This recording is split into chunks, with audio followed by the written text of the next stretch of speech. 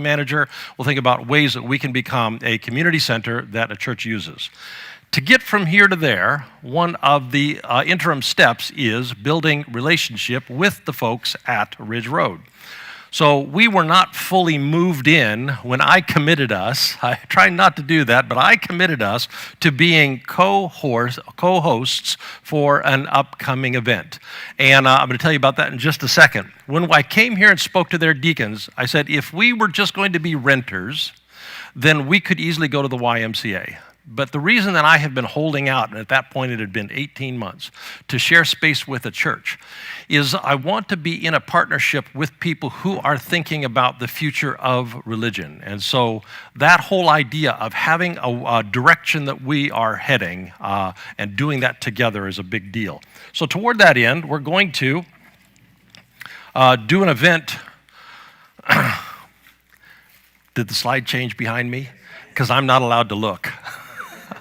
And I don't have that little monitor here this week because there was some technological problems, but everything inside of me just wants to do this. So toward that larger objective, we're going to co-host next Sunday this event with Ridge Road. Rise Against Hunger is going to bring a truck. We're going to finish church. They're going to bring in a bunch of tables and set them up, bring in a bunch of food and set it up, and we're going to assemble 20,000 for us and 20,000 for them meals. And it takes about 2 hours, and everyone that I've spoken to who has done this, it's a great event.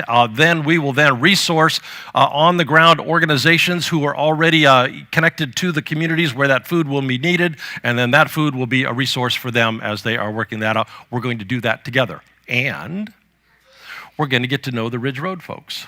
And we're going to get to spend some time with each other. Everyone I've talked to have said this is a great event. So I hope you'll come. We need about 40 people. And so that means about all of us need to stay. So I hope you'll stay next Sunday, Rise Against Hunger. We'll finish church. The setting up will happen. The pizza ordering will happen. We'll eat pizza together. We'll start assembling bags together. So welcome. Did it switch? All right.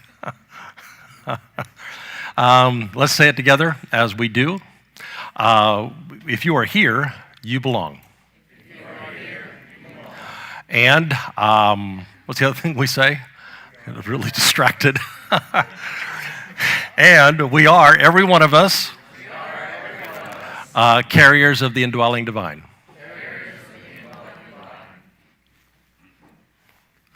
See, that's the wrong one. That would have told me. That's not what I'm supposed to be saying now. Retract everything that we just said. That doesn't count. If you're a newcomer, we want to send you an email. Go there. Let's see, what's the other thing? Come on. All right, next slide, guys. That's the one.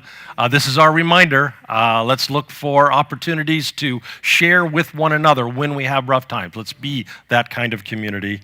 And, that's why I was pushing the wrong button. So, give you a little bit of a break here, okay?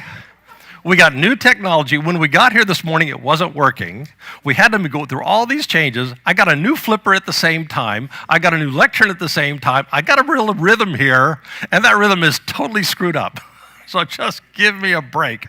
I see those frowning, disapproving faces. All right, and I have no idea where we are here. All right, so let's just see what comes next. Joe, is it you that's next? No, it's not. You're not next. No, I'm going to say this. Okay, now I know what we're going to do. Yeah, we missed the whole Morgan part. Oh, well. And not only that, I have to hold two things in my hands and I don't know which one to push. So now I push this one and it advances the screen when really I need to be pushing this one to advance the text. You got it. I can do it. I'll be ready when the lesson gets here. All right. Joe is going to come up and do music. Before he comes up, remember this. There is no thought that we can think. There is no word that we can say that can contain the divine. Last week I said all we have are metaphors. And then people who know stuff came up, thankfully, and corrected me and said, oh, no. Those are not metaphors, Doug. Those are similes. Thank you. When we say God is like, that's a simile, all right? All we have are God is like similes. So when we say God is like the uncontainable divine or the interior light or the unknowable unknown, or God is like Lord or God is like thou, here's the thing.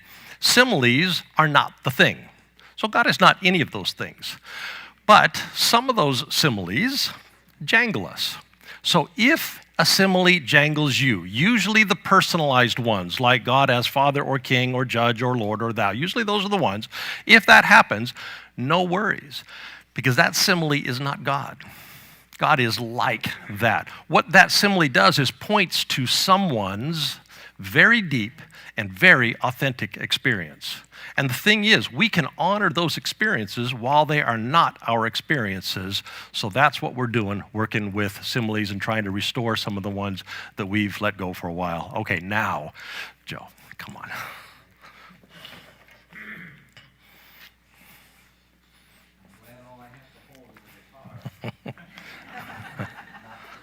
Clip the flippers. All right, I think I need to do that. But we're going to start without the guitar. This is a song that we learned a while ago, Ubi Caritas. It's Latin, and it means where there's charity. And the full text is where there is charity and love, God is there. So if this is familiar to you, please join in and sing. If it's unfamiliar, listen a little bit and join in where you can.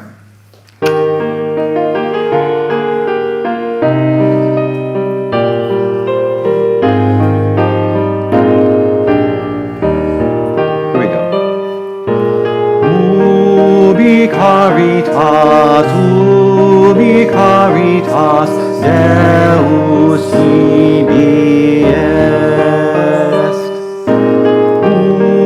Ubi caritas, Deus ibi est.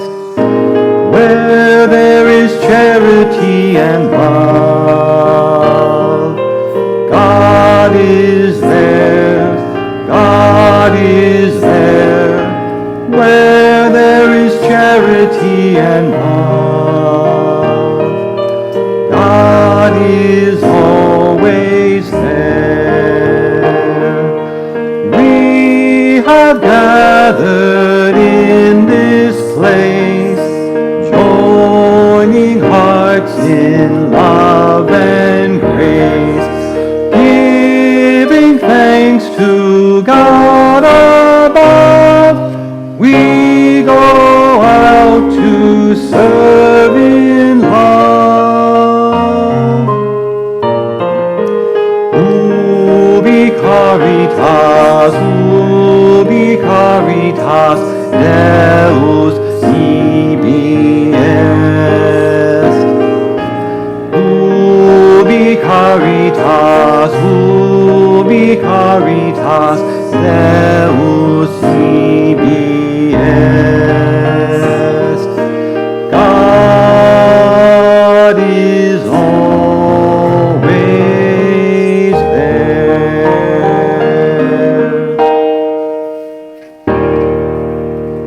Lovely.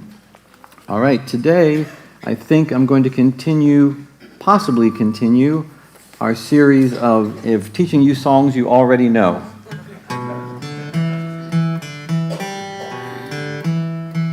There's a song called They Will Know We Are Christians by Our Love. And so I'm going to sort of walk us through it phrase by phrase, and then we're going to sing it together. And there's the part that has been around for a long time, and then there's a couple of new parts that are fun to sing, and we're going to do all of that. It's distracting, isn't it? When things start going off like I tell you, I just think I'll show them. Call me another time. All right, so I'm going to sing a little. You just sing back to me what I sing to you. Here we go. We are one in the Spirit. We are one in the Lord. Ready, go. We are one in the Spirit. We are one in the Lord. Excellent. We are one in the Spirit. We are one in the Lord. Ready, go. We are one in the Spirit. We are one in the Lord. And we pray that all unity may one day be restored. And we pray that all unity may one day be restored. And they'll know we are Christians by our love, by our love. Ready, sing. And they'll know we are Christians by our love, by our love. They will know we are Christians by our love. Let's sing that much from the beginning. One, here we go. We are one in the Spirit, we are one in the Lord. We are one in the Spirit, we are one in the Lord. And we pray that all unity may one day be restored. And they'll know we are Christians by our love, by our love. They will know we are Christians by our love. Terrific.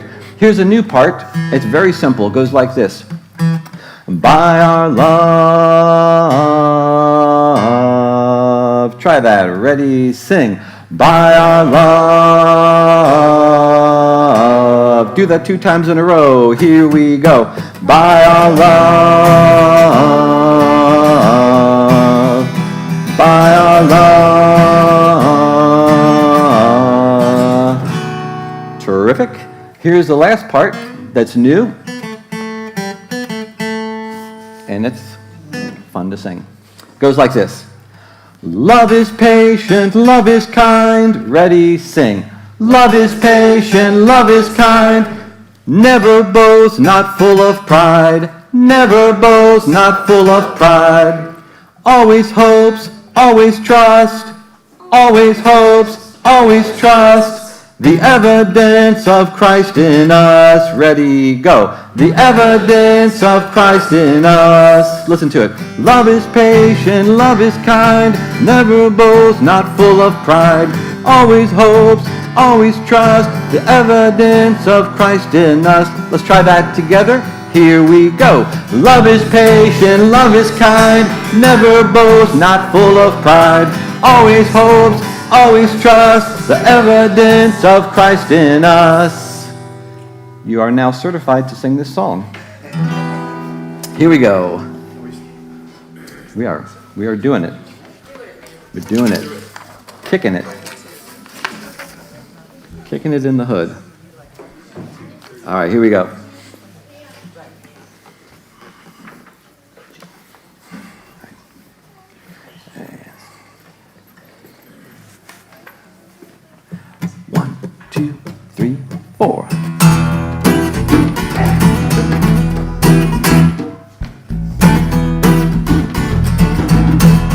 Here we go. We are one in the Spirit, we are one in the Lord. We are one in the Spirit, we are one in the Lord. And we pray that all unity may one day be restored. And they'll know we are Christians by our love, by our love. They will know we are Christians by our love. We will work with each other, we will work side by side. We will work with each other, we will work side by side. And we'll guard each one's dignity and save each one's pride. And they'll know we are Christians by our love, by our love. They will know we are Christians by our love, by our love.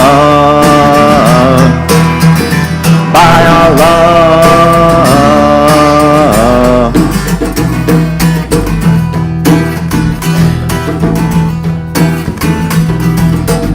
It's going to sound great next week with the xylophones here. I can hear it now. Here we go. And they'll know we are Christians by our love, by our love. They will know we are Christians by our love.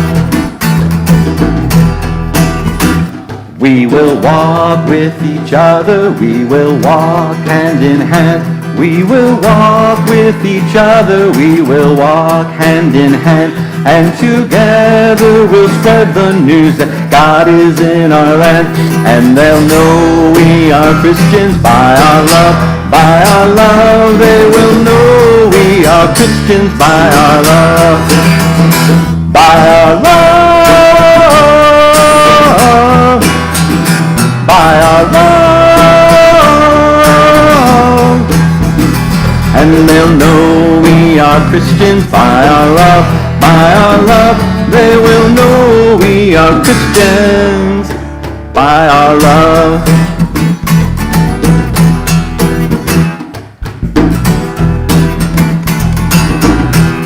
Here we go. Love is patient, love is kind, never boasts, not full of pride. Always hopes, always trusts, the evidence of Christ in us. Love is patient, love is kind, never boasts, not full of pride. Always hopes, always trusts, the evidence of Christ in us. And they'll know we are Christians by our love, by our love. They will know we are Christians by our love. And they'll know we are Christians by our love, by our love. They will know we are Christians by our love.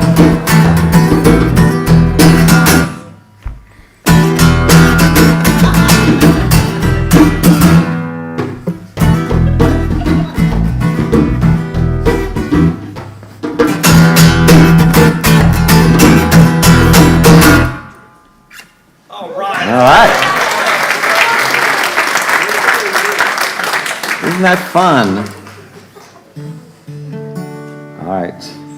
And I think I usually by the end of that I've beaten my guitar out of tune.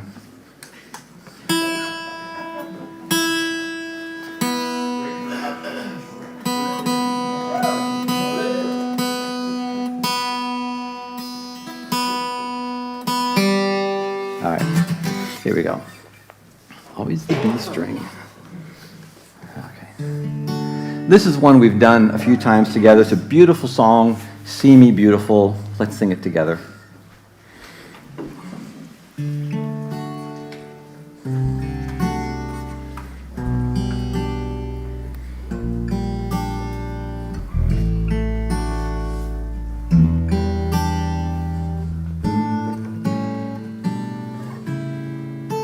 See me beautiful, look for the best in me. It's what I really am and all I want to be. It may take some time, it may be hard to find, but see me beautiful. See me beautiful each and every day. Could you take a chance? Could you find a way to see me shining through in everything I do and see me beautiful?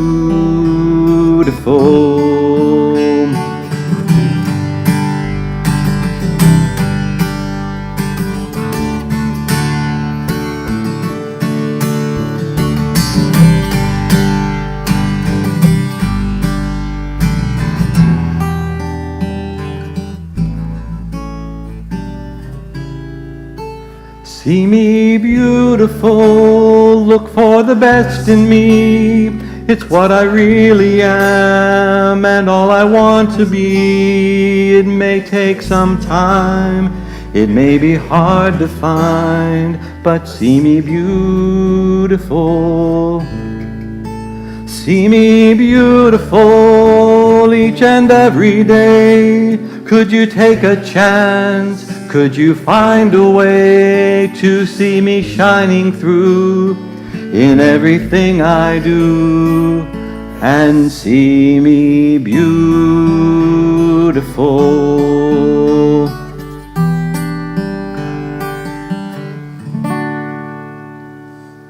Beautiful. Thank you. Let's stand up together, and kids, you can line up at the door now.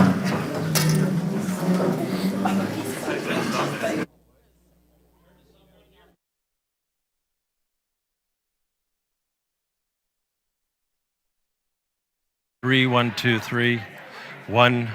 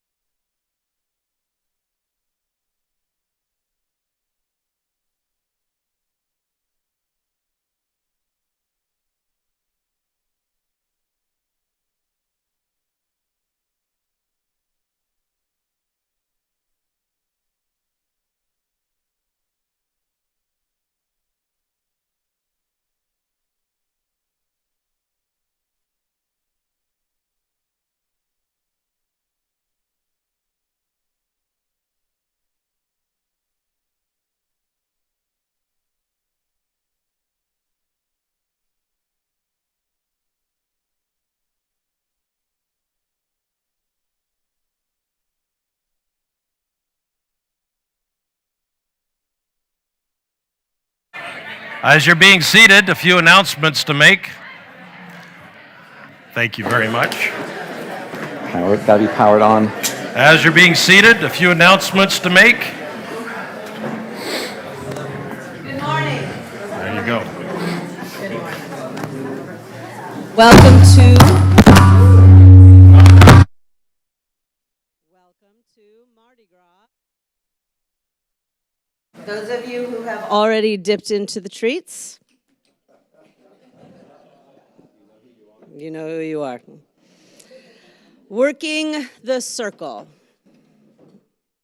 So in our church, we balance these 4 quadrants, as you'll see behind me. God willing. It really is. They are all the same size. They are in equal proportion.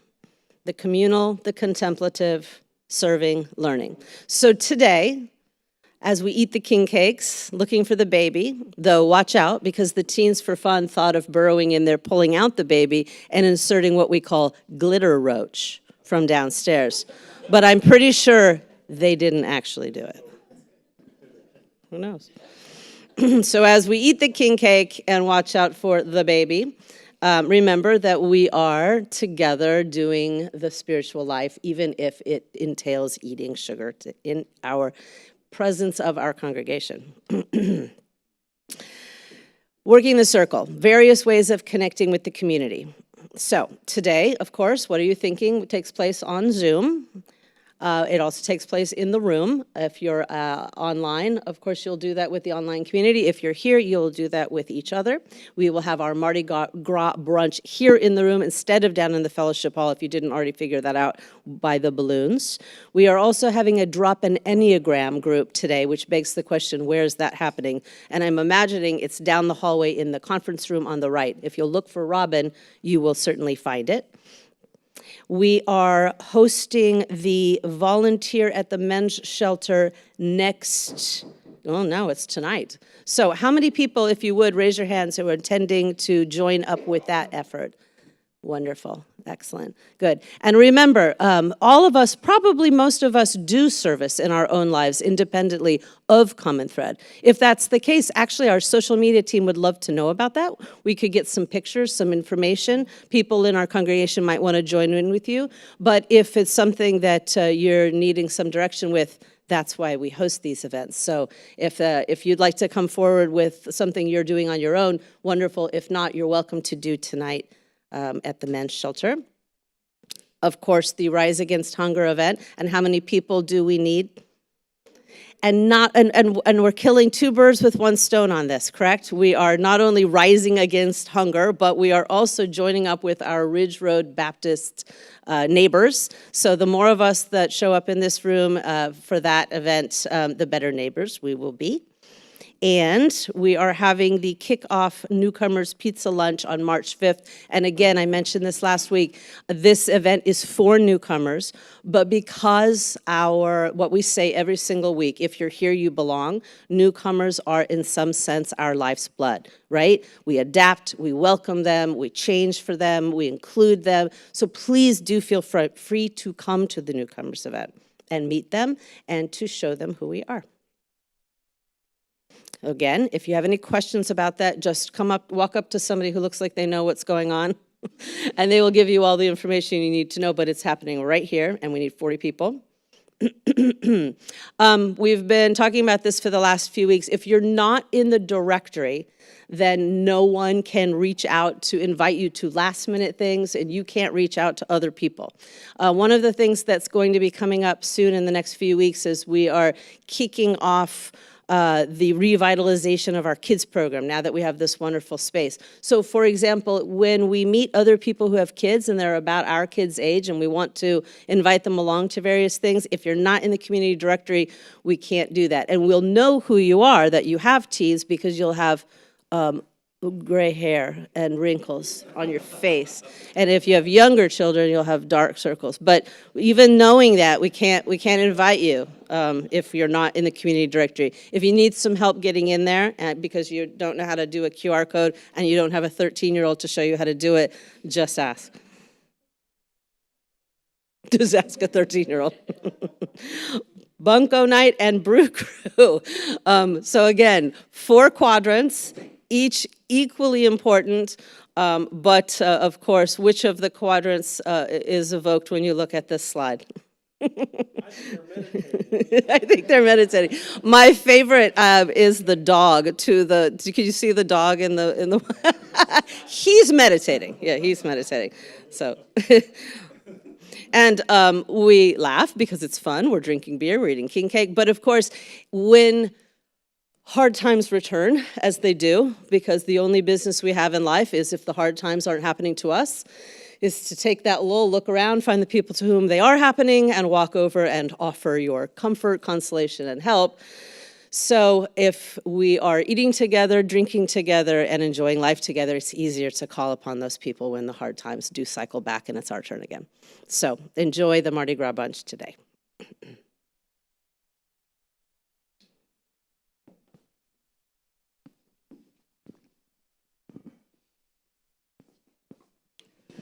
So how's everyone's centering prayer going? I'm going to give you a quiz. Totally not going to give you a quiz. Mine's been going great. Good. All right. Yeah, if it's going great, we're going to scale you. We're going to give everybody grades at the end of the day. Centering prayer is not a grinded out act of the will. It is an act of surrender again and again and again. When we do this consistently, we let these thoughts go, and we do it so that we can attain quite a few benefits. We can find our false selves giving away to our real selves. We find over time that the divine light shines more fully, and it helps us with our perception.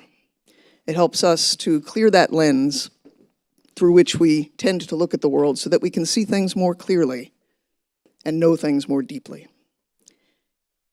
And if you want to know more about the centering prayer practice that we're doing here, please come see me. We'll talk about it over king cake. But for right now, we're just going to do a few minutes to get a taste of it. So if you will close your eyes and get comfortable. Remember the practice.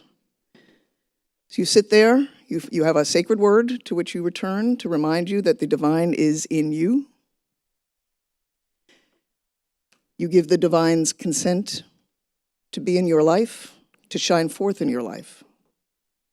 And when thoughts come, and they will, just return to that word and gently let those thoughts be released as you return to the divine light within you. Let's begin.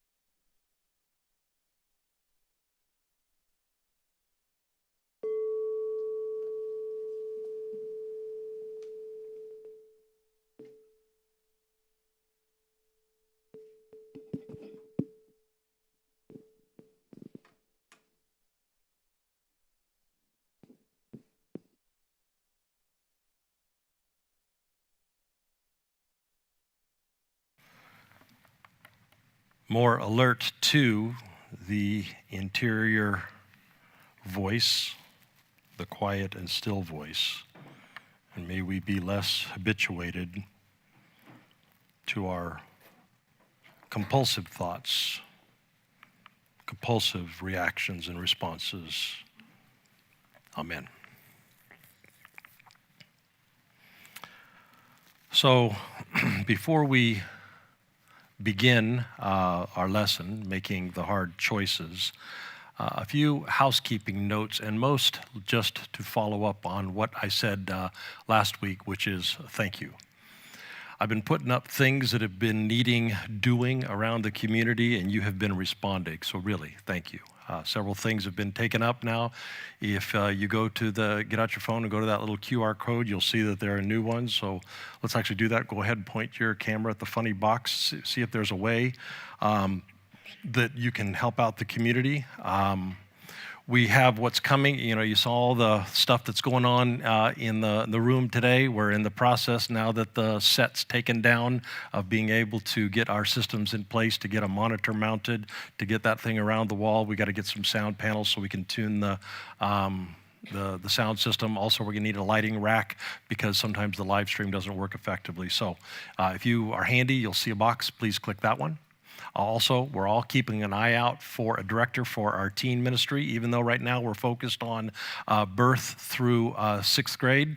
We're getting those systems in place. Next up is our teenage group. So if you've got an idea, click that box and we're going to contact you. If you'd like to help organize something outdoorsy, a hike or a bike ride or a kayak, click that one. Also, we're looking for people who know how to sing harmony. So if you know how to sing soprano or tenor or bass, please click that box. And if you're interested in affordable housing, in 2014, so it wasn't that long ago, in 2014, our sister organization to One Wake over in Durham, their group is called Durham Can. They started what we're about to start right now. So from 2014 until now, they have been able to develop 1,000 affordable housing units in the city of Durham that will stay affordable in perpetuity. In other words, they won't be one generation of affordable and they'll go to market because the market becomes unsustainable over time. So this is an important thing in Wake County. When we surveyed 3,500 people, we said, what's the primary pain you feel?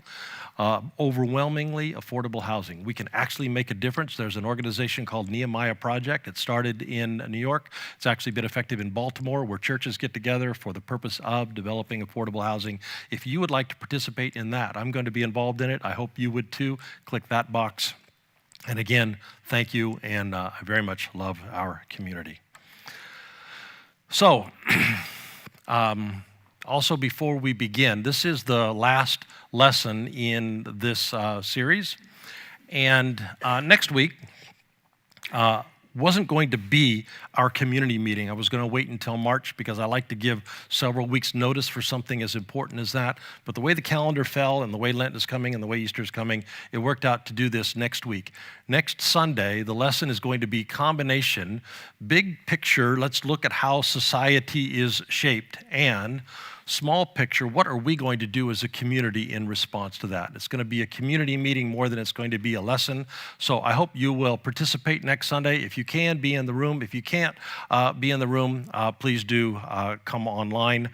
How will we mount a response to a huge social shift that has happened over the last 25 years? What will we do to be healthy, vibrant human beings? So I hope you'll participate in that next week. So you've seen the balloons. You know that afterwards we are going to have our Mardi Gras brunch today. Mardi Gras, you probably know this in French, Fat Tuesday. It's a day that we celebrate on Tuesday before we begin on Ash Wednesday. And what Ash Wednesday is a time to launch a 6-week season that we call Lent. It's a season where we focus on intentional living. We haven't done an Ash Wednesday service for a long time in our community, but when we did, and when others do an Ash Wednesday service, there are words that are spoken at the time when the ashes are put on the forehead. And those words are, remember that you are dust, and remember that to dust you will return, and live well. There's more to it than that, but live well. Remember that you're dust. Remember that to dust you will return, so live well. That's kind of been the theme of this lesson that we've been doing. There is not enough time, the Ecclesiastes problem tells us. 80 years is not enough time. 24 hours in a day is not enough time. There is never enough time. So we must decide. We must decide with intention what our yeses will be and what our nos will be. Our tradition has said that is so important that every year we're going to return to this focus, this Lenten focus, a time to reflect on our lives, to ask the questions about our yeses and about our nos. We make these choices, we've seen, against the tide of cultural norms, cultural values. We live in a productivity culture that tells us we are valuable to the degree that we produce. We live in a limit-denying culture that tells us we are good people when we live a no-limits life. We live in an efficiency culture, we've seen, a convenience culture, and a never, by God, never settle culture. So with those pressures, we need to know the game we are in, so we know how to choose wisely, how to choose with intention, how to look for the interior light, not the culture self, but the inner light self, not the ego self, but the inner life self. That's been our lesson, and if you've missed any of that, you can have a listen online. Well, today, for this concluding part of the lesson, okay, how? How do we do that? How do we make these hard choices? Well, there are some questions that we'll talk about afterwards to give you some time to be thinking about them. Here they are. You're going to hear 5 practical tools that have been given us by the ancients, tools that help us deepen our perception, tools that help us deepen our capacity to perceive. So the question will be, have you ever had a perception deepening experience? And if so, tell about it. And has one of these ancient tools ever been part of your perception deepening? So as you hear them being outlined, tell about that. And of these tools, if there's enough time, of these tools, which one do you find the most difficult? Which one's the hardest for you? And why do you suppose that is? All right, let's be thinking about the questions as the lesson goes on. So it's been a recurring theme through this lesson that productivity is a good thing until it's a bad thing. Pushing against limits is a good thing until it's a bad thing. Efficiency is good until it's bad. Convenience is good until it's bad. Not settling is good until it's bad. To make the hard choices, to gain hearts of wisdom, Psalm 90 says it, we are rarely choosing between ugly badness that's clearly ugly, clearly bad, and clearly shining goodness. We are hardly ever choosing between goodness and badness. No, we are usually threading a needle that's much more difficult than that. We are usually seeking some unseen line. Do this good thing, and sure enough, it's good. Then do that good thing again, it's still good. Then do it again and again and again, still good. And keep doing it, now doing it though, out of habit because we've done it so many times because, good. Good things happen when we do this thing. And somewhere along the line, as we keep walking down this do what we've done before pattern that our brains always move us toward, we cross a line. And when we cross that line, good just becomes bad. Now that's a pickle because we're doing the same thing that we were doing that was good and now it's not good. Last week I concluded reminding us of the circle and that conclusion last week kind of points us to what we're going to talk about today. Our ability to make the hard choices when deciding between a clear good and a clear bad, those are not really the hard choices. Those are not really the hard decisions. They're hard because we build habits into things that we do that are bad, but that's actually not the hardest of the hard decisions. The hard ones are choosing between this much is good and crossing some fuzzy line, more now is not good. Those are the harder choices. Well, the ancients figured this out for us. They talked to us about it, told us all about it, and they actually gave us tools to help us develop our own interior capacity, the circle. Thank you very much, ancients. But also for this particular one, they give us a very particular practice, a very particular tool, and they called it discernment, the practice of discernment. Now, through the years, oh yeah, thank you. Was it not on the text there, Jared? You forgot. You're my backup.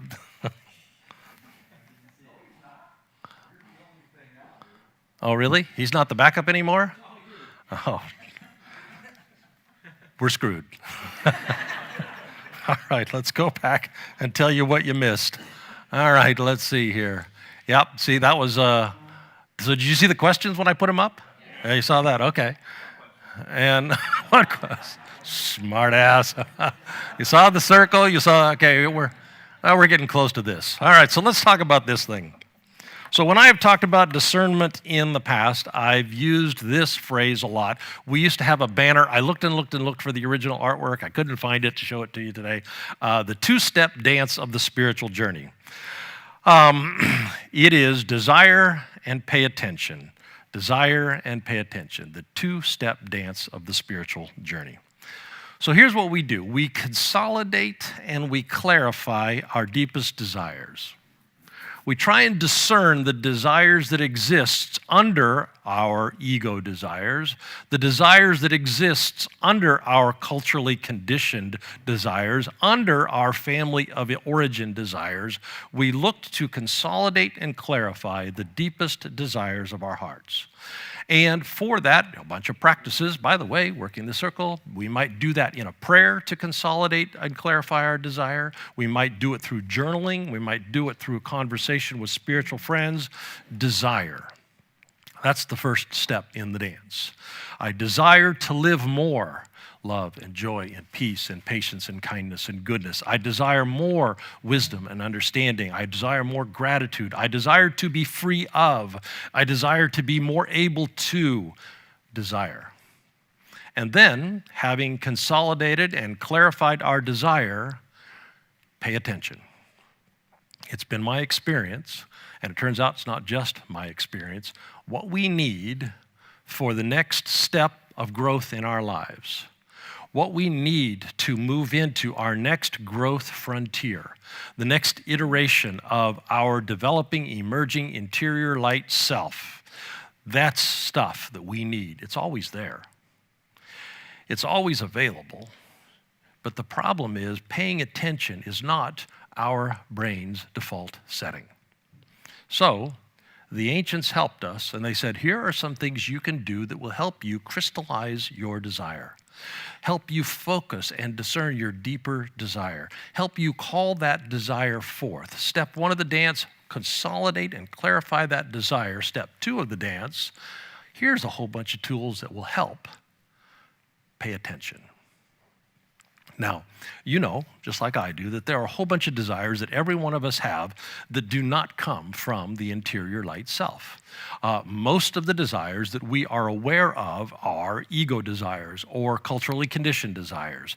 The welcome prayer reminds us to be on the lookout for a lot of those ego desires, power desires, affirmation desires, security desires. Now, again, every one of those things, power, affirmation, security, they're not bad things. They're very good things. But they are rarely Goldilocks things.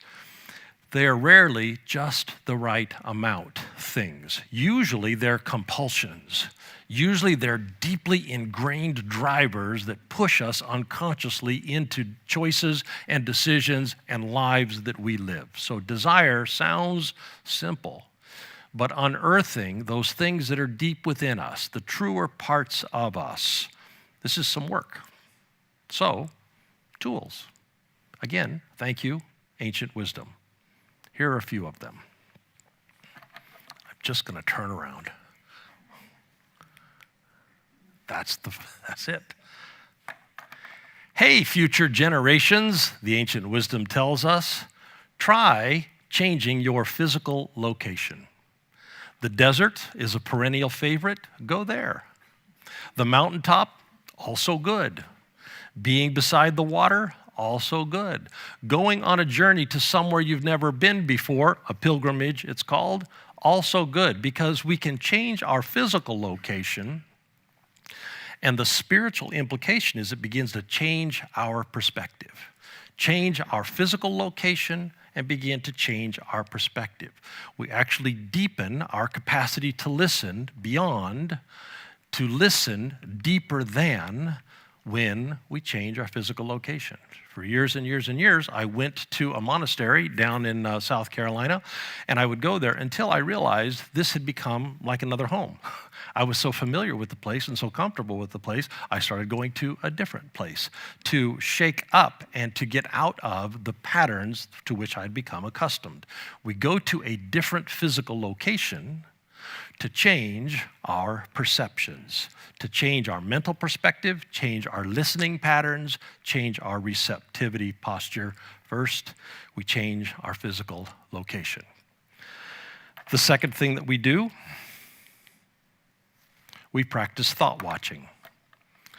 It's a weird thing being this human self that we are, because there is the me that desires what the culture tells me to desire. To be this kind of productive, so I will be this kind of valuable. At least in other people's minds, I will have value and worth. To be this kind of limit denier, to impress these other people. To get more done in less time, to achieve these objectives so I can feel good about my productivity. To be a never settle, never settle, never settle kind of person. We've got all of those desires in there. We couldn't not have them. We grew up in this culture. We absorbed this culture. There is that me. And most of the time, that me runs the show. And most of the time does it on autopilot. Does it with chemical impulses that are driving behaviors, driving perceptions, driving actions, driving thoughts. But, again, funny thing being human, there is also another me. And this one can watch that me. There is part of me that can stand outside those thoughts and watch me think them.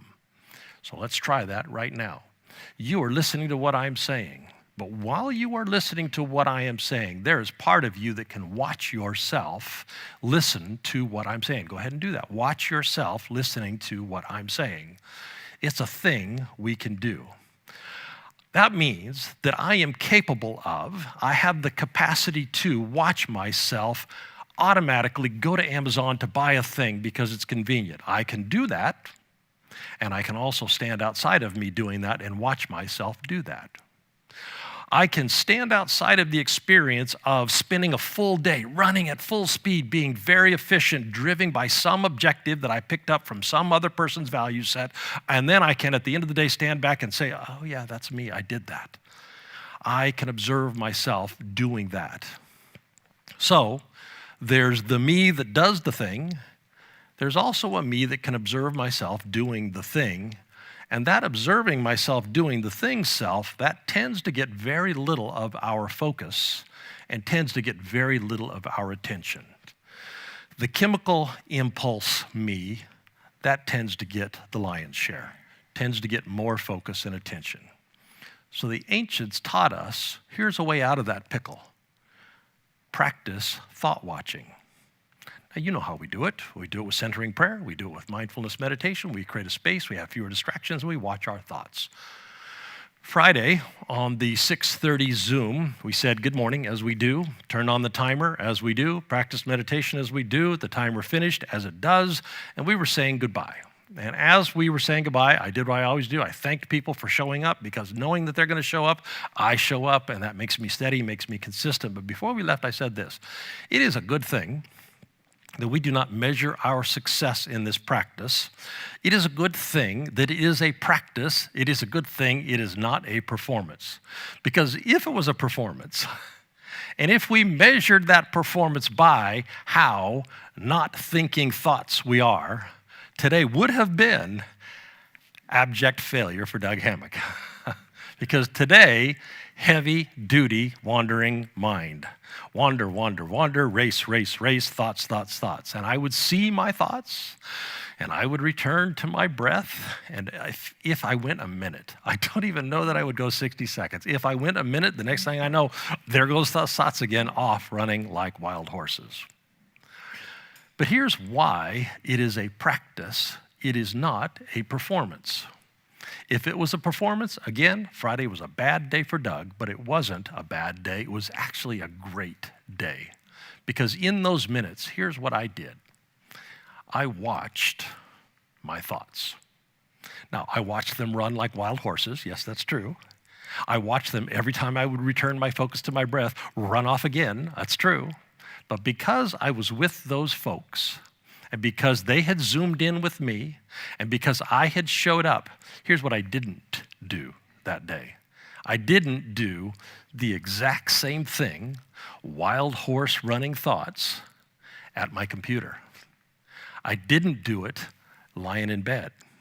I didn't not watch that happen. Because here's the thing. Over time, practice thought watching helps us become thought watchers. And when we are thought watchers, when an American cultural current comes along and pulls us, we see when it happens because we have become thought watchers. We practice mindfulness meditation. We practice centering prayer. A couple of weeks ago, we mentioned another way to do this in during What Are You Thinking? We practice, throw it away afterwards so nobody ever reads it and we don't edit while we do it, journaling. Practice that kind of journaling. Watch as our stream of consciousness comes out on a page and then stand back from that and say, I did not even realize I was thinking that. Denise uses a pattern that I found. So make a list of things that are stressing you now. Make a list of things that are stressing you in the past. Make a list of your growing desires. And then every once in a while, go to one of those things and just decide that's what you're going to journal about that thing. And then just watch what comes out. We practice thought watching to help us not be dominated by thoughts. The thoughts that usually dominate, ego thoughts, culture thoughts, habit thoughts. We change our physical location to change our perspective. We practice thought watching.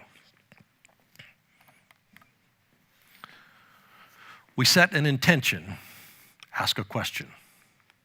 There is plenty of ugly stuff on the internet, but there is also some really beautiful stuff. And one of the most helpful things that I have found on the internet is lists of good questions. If you Google it, you can find some great questions for getting to know people. I have a whole list of them in my phone, ready at a quick reference. Whenever I'm walking into a situation, I have a list of questions that will engage a more intriguing conversation. You can find a list of questions that will help kids respond to your questions with more than 2 grunts. You can find questions to help you probe relationship health, and you can find really good questions about the deeper desires of our hearts. This lesson invited several of those questions. Where have we been valuable to the degree that we produce, and in so doing, gone too far? Where have we gone too far in the I am valuable to the degree that I produce? Or where have I been drawn into an ill-advised yes or an ill-advised no by pursuing the no limits culture? Where have I become overly attached to ease or to comfort? That came up in one of our What Are You Thinking times. Where have I been more attached to ease at the expense of something more important? What am I acting on fear about? What am I avoiding because I fear it? Or who? Who might I be avoiding because I have a fear? There are a gazillion help me discern my deeper desire questions, and it turns out, pick one, give it some time and give it some space, maybe a week, Give it a framework to support it, like changing physical location or changing perspective, even driving home through a different route. Practice thought watching, and when we ask those questions, very often it has been my experience, there is often waiting to bubble up an insight. This is a deeper desire. This is a yes that I want to say. Change location, practice thought watching, set an intention, ask good questions, and be a listener, befriend listeners. If you've been part of our community for a while, you know how central listening is. Our whole practice of self-awareness founded on listening. Our whole practice of conflict resolution founded on listening. We did not start working on social justice issues until we did a listening campaign, squarely founded on being a community that listens, being and having spiritual friends who listen. Now, what you may not know is that when I was taking that general human principle, that general spiritual principle, and I was fashioning it into a set of practices that people could learn and people could do and people could get better at, I fell in love with the Quakers. It would serve you well to find out how Quakers think. If Quakers did ministers, I might have become one of them. So learn everything that you can about Quaker discernment circles, because those are practices that can be internalized into our daily lives. Even better, read everything that Parker Palmer has ever written. If you prefer a business application, look at Nancy Klein's book there, A Time to Think. You've heard me, if you've been around the community, you've heard me talk about it for a long time. If she isn't, or if she hasn't been a Quaker, I'll be shocked. There is deeply embedded in a community that listens, a profound aspect of our human spirituality. So spirituality and a community that listens are traveling companions. But it turns out evolutionary biology is also part of the deal.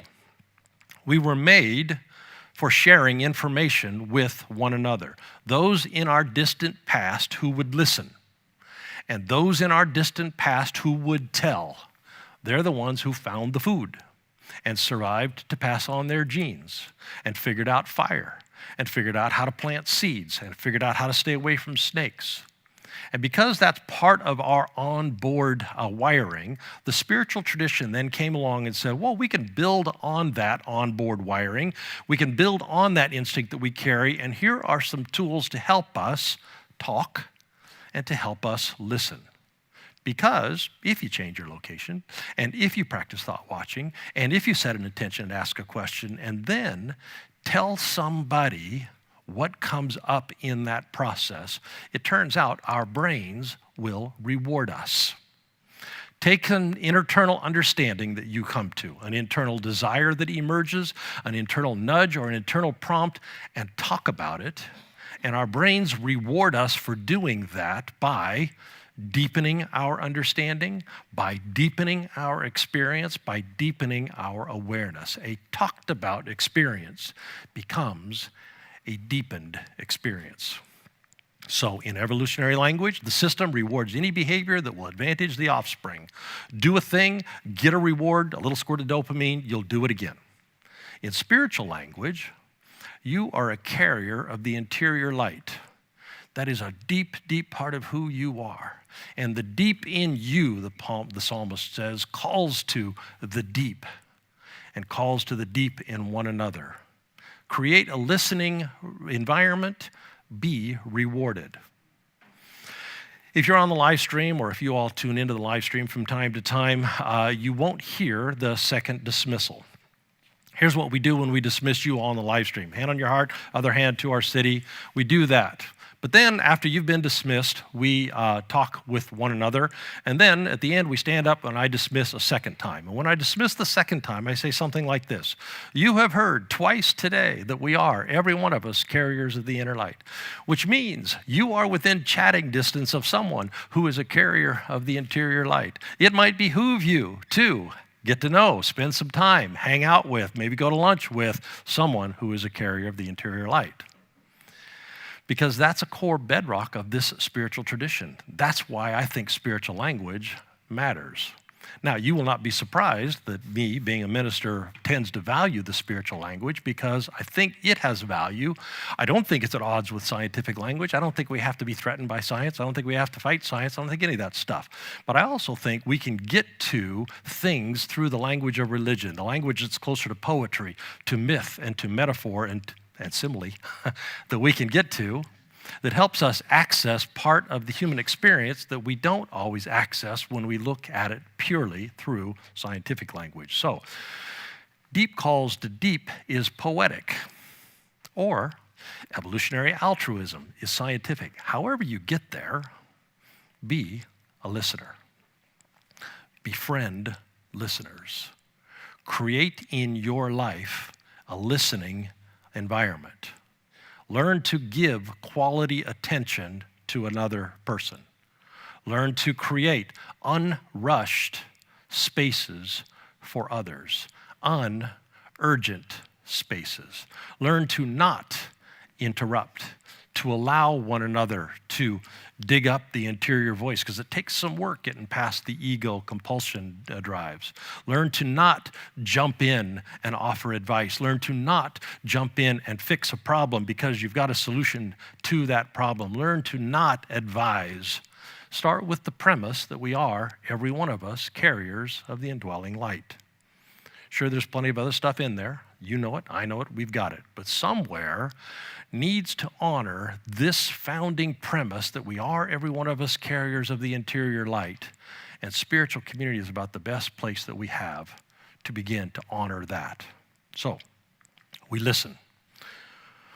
We surround ourselves with people who listen. By the way, right now, Christy is gathering deposits for our self-awareness retreat in the fall, and listening skill is a central part of that process. The folks who went last year, we're starting to ask them to be listeners in the spaces that we are finding that can help.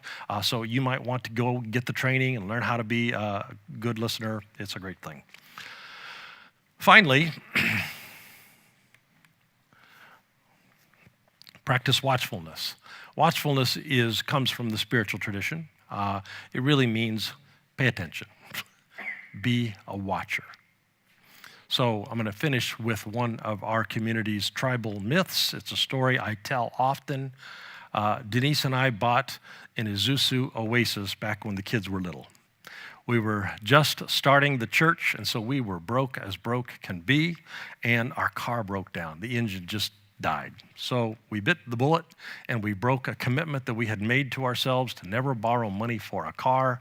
Now what we wanted a Honda Odyssey because, Consumer Reports and because room for the kids, but a Honda Odyssey is pricey. But we found out there was a few years in which Isuzu made the Passport for Honda and Honda made the Oasis for Isuzu. So in essence, we got a Honda Odyssey for an Isuzu price, which was about $4,500, almost $5,000 less. And we felt smart. We thought, what clever buyers we are. We had never seen an Isuzu Oasis before. How clever we were to have discovered this little gem. And then we bought it. And then we started seeing Isuzu Oases everywhere. At first I said, look, Denise, we started a trend. But the truth was we had never seen one before, and now we see them everywhere, and the only thing that changed, we were paying attention. A series of circumstances reconfigured things, and now we are paying attention. What we need to discern our yeses and to discern our nos. What we need, everything we need, to grow into our yeses. It's always there. When we talk about someone nearby, you're in chatting distance of someone who's a carrier of the interior light. There's a very good chance what you need for your next growth step is there. The next time someone tells you about a book, the next time you are suggested a podcast, there's a very good chance that is just a moment waiting to tell you this is what you need for your next step. It's always there, but again, as I said a moment ago, our brains are hardwired to not notice, to not pay attention. It's just neurons and dendrites, brain tricks. And so, the spiritual tradition gives us a set of practices. These will help you wake up, change your location, practice thought watching, set an intention, ask a question, create a listening environment, be a listener, and surround yourself with listeners. Do that, and it turns out there are Isuzu oases everywhere. What we need is everywhere. Desire, pay attention, the two-step dance of the spiritual journey. So, join a group. Invite someone to lunch. Ask about one another's souls. Start journaling. Meditate on Zoom or come on a Sunday. Create a list of self-awareness questions. Put one on the dash of your car for a week and then wait a month and then put another one on the dash of your car. Go on a retreat. Indwelling divine. The ability to make hard choices. That's our prayer. The ability to discern that which is below the ego and the culturally conditioned self. That's our prayer. To discern how we will live out our yeses. That's our prayer. Amen. Well, if you would, get out your phone again, because we all give online now. Point your camera at the clever little QR code. You can thumb type or you can go to our website. Lots of options, lots of ways to give. I mentioned the last several weeks that we have been a generous community since I've been here. There was only one time when we were close to not making it. That was like 2008, right after the financial crisis.